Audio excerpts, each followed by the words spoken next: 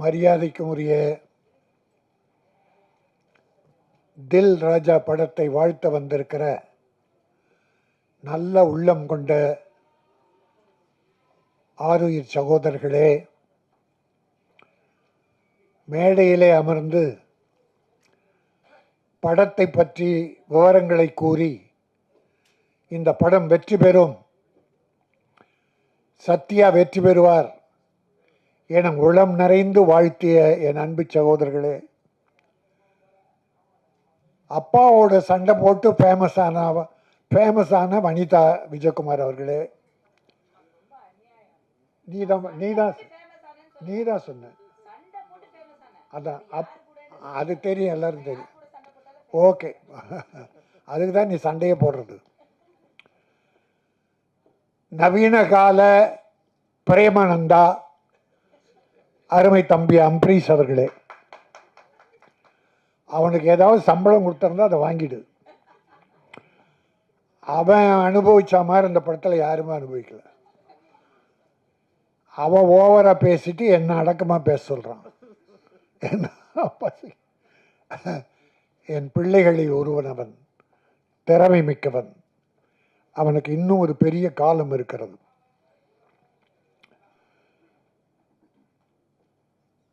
ஹீரோயினி 2 பேரை பற்றி பேசினாங்க. ஒரு ஹீரோயினி நாம் எல்லாரும் சேர்த்து சுருட்டி கட்டி பாம்பேக்கு தூக்கி எறிஞ்சிட்டோம். அதை கொண்டாந்து எதுக்கு இந்த படத்தில் போட்டிங்க? ஏற்கனவே பூட்ட கேஸ் அது. அதை இந்த படத்தில் போட்டு அது கூப்பிட்டா வரல, அப்புறம் ஃபோன் எடுக்கலன்னா அது வராதது தான் உங்களுக்கு வெற்றி. இன்னும் அது சுமந்தாவோ சமந்தாவோ, யார் அது? சம்யுக்தா 2 பேரையும் தமிழ் படத்தில் யாரும் போடக்கூடாது.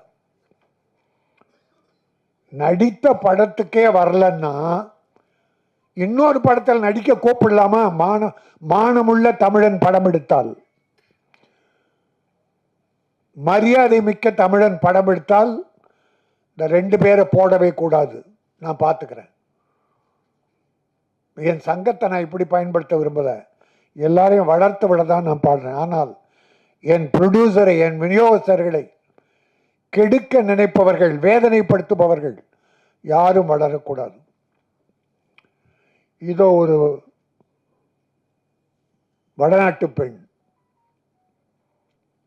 இந்தி பெண் அடுத்த படத்தில் நடிக்கப் போகிறார். ஆனால் அவர் அன்பு அழைப்பு ஏற்று, என்ன அம்மன்? கனிகா மான், மானை போல மிக அழகிய மகள். You are beautiful. அந்த பொண்ணுக்கு முதல்ல நான் தான் வணக்கம் நன்றி என்ற 2 வார்த்தை சொல்லியிருக்கேன். 2மே தமிழனின் உயிர் வார்த்தைகள். வர்றவங்களுக்கு மரியாதை செலுத்தி வணக்கம், செய்த உதவிகளுக்கு நன்றி சொல்லி கடைசியில் நன்றி. இந்த 2 வார்த்தையை நான் முதல்ல சொன்னது தான் காரணம். நீ வரும்போது வணக்கத்தோடு தமிழகம் வா. ப்ரொடியூசர்களுக்கு நம்பிக்கையோடு நடந்து கொள். அவர்களால் உயர், அவர்களுக்கு நன்றியோடு இரு. இதற்காக வணக்கம் நன்றி அந்த மானுக்கு சொல்லி கொடுத்தேன்.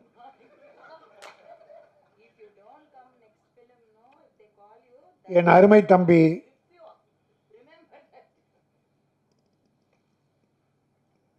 திருமலை எடுத்த உடனே வேதனை குரலை கொட்டி தீர்த்தான்.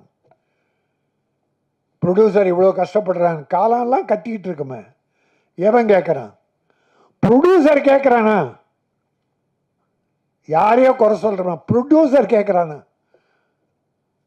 ஒரு படம் புதுமுகமாக போட்டு படம் எடுத்து டைரக்டருடைய திறமையால் அந்த படம் அதை ரிலீஸ் பண்ணுறதுக்கு 1 வருஷம் 2 வருஷம் காத்திருந்து இருந்த 1-2 நகைகளை விற்று வீடை விற்று எப்படியோ ப்ரொடியூசர் ரிலீஸ் பண்ணிட்டா அந்த படம் டைரக்டர் திறமையால் வெற்றி பெற்று. ஆனால் போகிற ப்ரொடியூசர் ஹீரோ கிட்ட போகிறான். அவன் இதுக்கு முன்னால் ப்ரொடியூசருக்கு என்ன வேதனை கொடுத்தான், என்ன துரோகம் பண்ணான், அதை என் ப்ரொடியூசர் தெரிய பார்க்கறதில்ல. ஹீரோக்களுடைய ஹிஸ்ட்ரியை தெரிஞ்சுங்க. ப்ரொடியூசரை வாழ வச்சிருக்கானா அழிச்சிருக்கானா என்பதை தெரிந்து கொண்டு அவனை வளர விடுங்கள். நன்றி மறந்தவர்கள் நிறைய பேர், எல்லாரையும் சொல்லலை, எல்லா நடிகர்களையும் சொல்லலை, நன்றி உள்ளவர்கள் இருக்கிறார்கள்.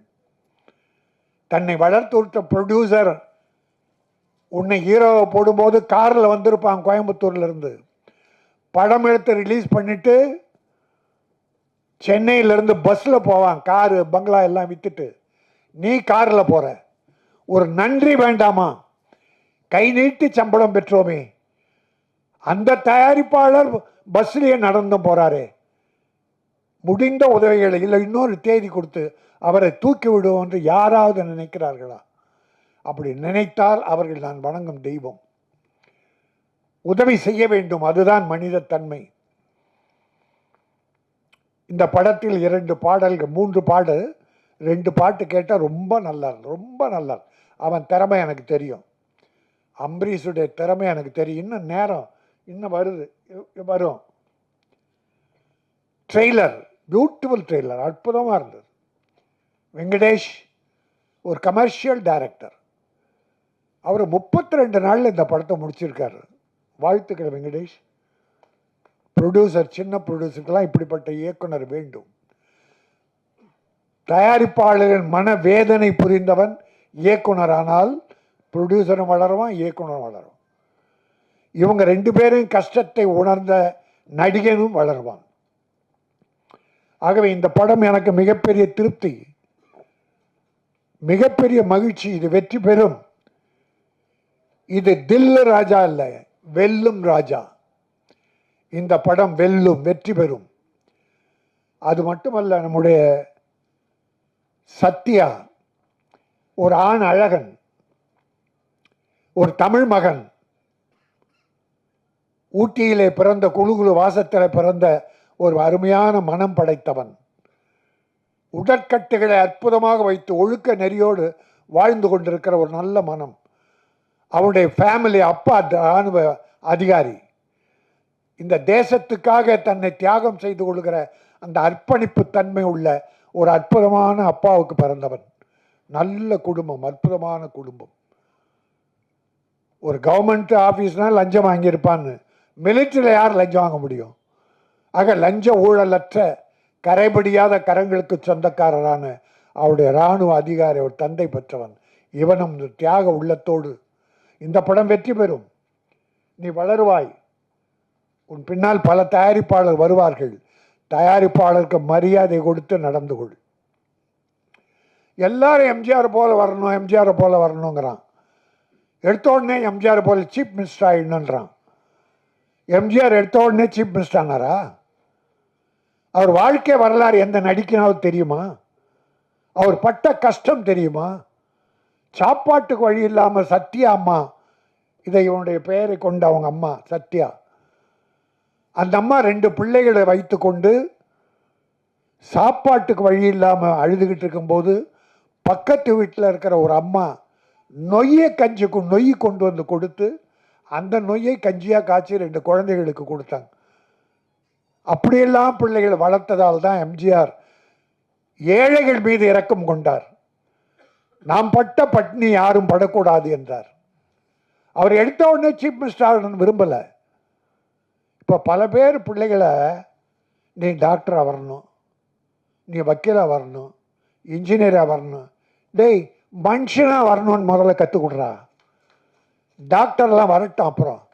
அதை போல் நடிகனே, நீ சீஃப் மினிஸ்டராக வரணும்னு நினைக்கிறது எம்ஜிஆரை பார்த்து. அவர் ஆரம்ப காலத்தை பட்ட கஷ்டத்தை யாராவது பட்டிருக்கிறீர்களா? அவர் எத்தனை ப்ரொடியூசரை கைதூக்கி விட்டார் தெரியுமா உங்களுக்கு? எத்தனை ஏழைகளை, எத்தனை தாய்மார்களை அள்ளி கொடுத்தார் தெரியுமா? அது தெரிஞ்சிக்காம உடனே வாங்க அரசியலுக்கு வாங்க, நான் இல்லைன்னு சொல்ல, அதில் நான் குறை சொல்லலை, அதை யாரையும் குறை சொல்லலை, அந்த உரிமை எல்லாருக்கும் உண்டு. ஆனால் எம்ஜிஆர் பேர் சொல்லிட்டு வராத, நீயாவா?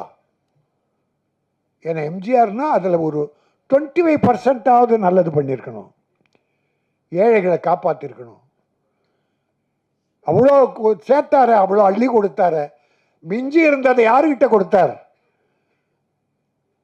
அந்த ராமாவரம் தோட்டம் காது கேளாரோர் வாய் பேசாதோருக்கு, அந்த ஜானகி அம்மாள் காலேஜ் எல்லாரும் ஏழை கொடுத்தார்.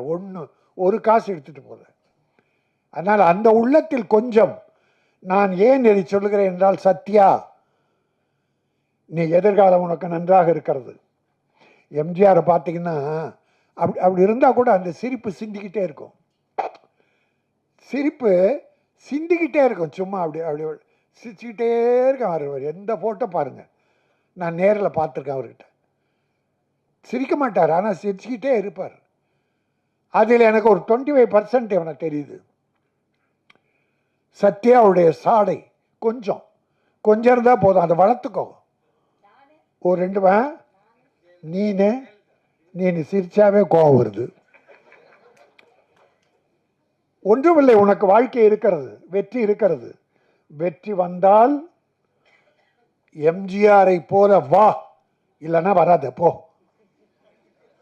ஏழைகளுக்கு உதவி செய். நீ 50 லட்சம் வாங்கினா 20 லட்சம் ஏழைக்கு செலவு. ஆனால் அந்த 20 லட்சம் திரும்பி உனக்கு வரும். அந்த ஏழை கொடுப்பான், உன் படம் பார்ப்பான். இவன் எந்த ஹீரோவுக்கு தெரியல. அது கொண்டு போய் அடிக்க உள்ளே வச்சிடறான் ரூமில். அதில் கொஞ்சம் ஏழை கொடுத்தேன்னு வச்சுங்க, அந்த ஏழைங்க எல்லா ஏழைக்கும் சொல்லி படம் பார்க்க வைப்பாங்க. உன் வசூல் ஏறும். இன்றைக்கி 200 கோடி 100 300 கோடி வாங்குறவங்கெல்லாம் எப்படி வளர்ந்தாங்க? ஆனால் கொடுத்தது குறைவு, மக்களை எடுத்தது அதிகம். நான் ஒன்று நினச்சேன், சத்தியமாக எனக்கு தெய்வம் முதல்ல என் தாய் தான். அந்த தாய் மீது சத்தியமாக சொல்கிறேன். வரும்போது இப்போது விஜய் ஒரு தலைவர் ஆகிட்டார், கட்சி போகிறார், இன்னும் ஒரு படம் தான் நடிப்பேன்றார். சரி, அது அவர் இஷ்டம். நான் பல பேட்டியில் சொல்லியிருக்கேன், வருஷத்துக்கு ஒரு படமாவது விஜய் நடிக்கணும். இல்லைன்னா மக்கள் மறந்துடுவாங்க. தலைவர் என்பது வேறு, நடிகர் என்பது வேறு. அந்த அக்கறையில் அவர் ஒரு படம் நடிக்கணும்னு இப்போவும் வேண்டுகோளை வைக்கிறேன். அந்த விஜய் இடம் காலியானால், எல்லாம் சொன்னாங்களே எம்ஜிஆர் இல்லை, ஜெயலலிதா இல்லை, வெற்றிடம்னு. இந்த மு.க. ஸ்டாலின் தளபதி வந்தார், வெற்றிடத்தை நிரப்பிட்டார். இந்த பக்கம் எடப்பாடி நிரப்பிட்டார். அதனால இடம் வெற்றிடம் என்பதே இல்லை. விஜய்க்கு பிறகு ஏன் இந்த சத்யா வரக்கூடாது? என்னமோ தெரியல, சத்தியமாக எங்கள் அம்மா சாட்சியா நான் நினச்சிக்கிட்டு வந்தேன். எங்கள் அம்மா, நான் அதுக்கு தான் எங்கள் அம்மாவை தவிர எனக்கு தெய்வம் கிடையாது. அந்த சத்தியத்தை அம்மா மேலே சத்தியமாக சொல்ல. கடைசியில் பார்த்தா அது விஜய் சத்யான்னு போட்டிருக்காங்க. இங்கே வந்து பார்த்தா விஜய் அதில் இணைச்சிருக்கு. விஜய் என்பது வெற்றி. அந்த தம்பியும் பாவம் அவங்க அப்பா தயவில் கஷ்டப்பட்டு முன்னேறி வந்தது, நல்லா வந்தது, வாழ்ந்தது. இப்போ கட்சியாக இருக்குது. அது மக்கள் பார்த்து முடிவு பண்ணட்டும். நல்லது பண்ணால் ஏற்றுக்க போகிறாங்க, இல்லைன்னா ஒதுக்க போகிறாங்க. நீ மக்கள் மனதில் வாழ வேண்டும். பணம் ஒரு முக்கியமல்ல, மக்களுடைய மனதிலே இடம்பெறு. பணத்தின் மீது படுக்காதே, மக்கள் இதயத்தில் இரு. அந்த மக்கள் உன்னை தூக்கி விடுவார்கள். அதுதான் எம்ஜிஆர் செய்த. எல்லாமே பண்ண முடியாது எம்ஜிஆர் மாதிரி யாரும் பண்ண முடியாது. ஒரு 25% நிற்பா, இந்த மக்கள் உன்னை மறக்கவே மாட்டார்கள். நீ பெரிய ஹீரோ, எல்லாம் இருக்குது. உனக்கு பாடி லாங்குவேஜ், அழகு, உடற்கட்டு. எம்ஜிஆர் ஒரு தடவை நான் அவர் கட்சியில் சேர்ந்தேன். அப்போது என் கூட 4 பாக்ஸருங்க வந்தாங்க, வண்ணாரப்பேட்டை பாக்ஸர்ஸ். நான் ஒரு பாக்ஸரை உயிரின்பன், அவன் பேர். எம்ஜிஆர், ஐயா இவன் பாக்ஸர் ஐயா அப்படின்னு அப்படியே விட்டு நின்னார். நின்று டப்புன்னு அவன் தோலை இப்படி தட்டினார். பிறகு கையை பிடிச்சார், அப்படி ஒரு அழுத்தினார்.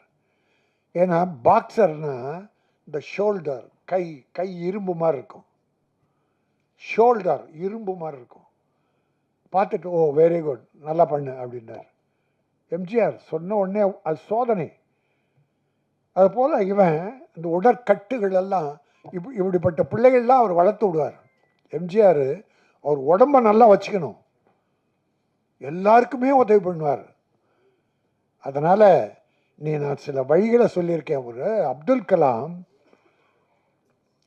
சொன்னாங்க, ஒரு கேள்வி கேட்டாங்க. நீங்கள் செய்த சேவையிலேயே சாதனையிலே எது உயர்ந்தது? அணுகுண்டு வெடித்ததா, ஜனாதிபதியாக இருந்ததா, இல்லை விஞ்ஞான கண்டுபிடிப்புகளா, ராக்கெட் கண்டுபிடித்ததா? எல்லாம் கேட்கும்போது அவர் சொன்னார், இது எதுவுமே என்னுடைய சாதனையில் எனக்கு மகிழ்ச்சி தரலை. நான் ஹைதராபாத்தில் இருக்கிற மாற்றுத்திறனாளி குழந்தைகள், இந்த போலியோவில் அட்டாக் ஆகி குழந்தைங்க நடக்க முடியாமல்ல, சின்ன சின்ன குழந்தைங்க, அந்த குழந்தைகள் ஒரு 3 கிலோ எடையுள்ள இரும்பு, இந்த உபகரணம் காலில் கட்டுவாங்க பாருங்க, அது நடக்கிறதுக்கு, அது அப்போ 2.5 கிலோ 3 கிலோ. அந்த குழந்தை அதையே இழுத்து தூக்க முடியாதான். அதை போய் பார்த்துட்டு வந்து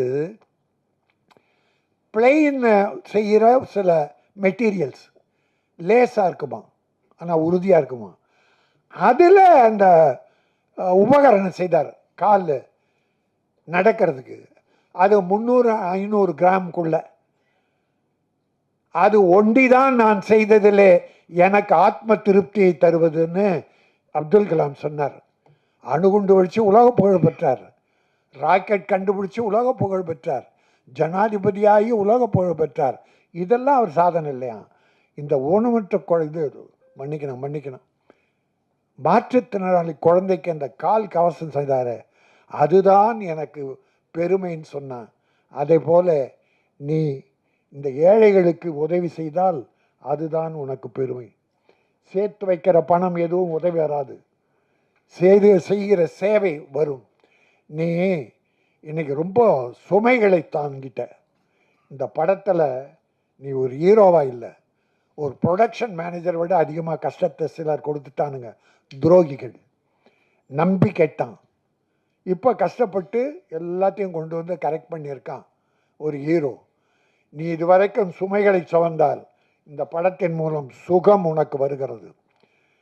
தில் ராஜா, வெல் ராஜா, இனி வெல்லுவாய். இந்த படம் வெற்றி பெறும். இது ஒரு கமர்ஷியல் படம். வெங்கடேஷுக்கும் நல்ல வாழ்க்கை கிடைக்கும். இது உள்ள நடித்துள்ள அத்தனை பேரும், டெக்னீஷியன்ஸ், இசையமைப்பாளர் அத்தனை பேருமே மிகப்பெரிய வெற்றி பெற்று இந்த படம் இன்னைக்கு இப்போ நல்ல சின்ன படங்க எல்லாம் நல்ல பெருசாக போகுது, மக்கள் பார்க்குறாங்க. இந்த லப்பர், எங்க பொண்ணு படம் பார்த்துட்டு வந்து, அப்பா அந்த படம் பார்க்கணும், பெண்கள் சொல்கிறாங்க, என்னன்னு தெரில, அவ்வளோ இயற்கையாக இருக்குதான் சின்ன படம். அதனால் இப்போ படங்களை மக்கள் பார்க்க ஆரம்பிச்சாங்க. சின்ன படம், பெரியவரை பற்றியெல்லாம் கவலைப்படலை. கதை நல்லா இருக்கா, படம் நல்லா இருக்கா, உட்கார்ந்த 2 மணி நேரம் பொழுதுபோக்கா அழகாக பார்த்துட்டு வர்றாங்க. அதில் இது ஒரு வெற்றி படமாக தில்லு ராஜா வெல்லும் ராஜாவாக வரும் என சொல்லி, பூவாக இருப்பதை விட செடியாக இருங்கள். பூக்கள் காலையில் பூத்து தலையில் சூடி மாலையில் வாடி வெளியே போட்டு விடுவோம்.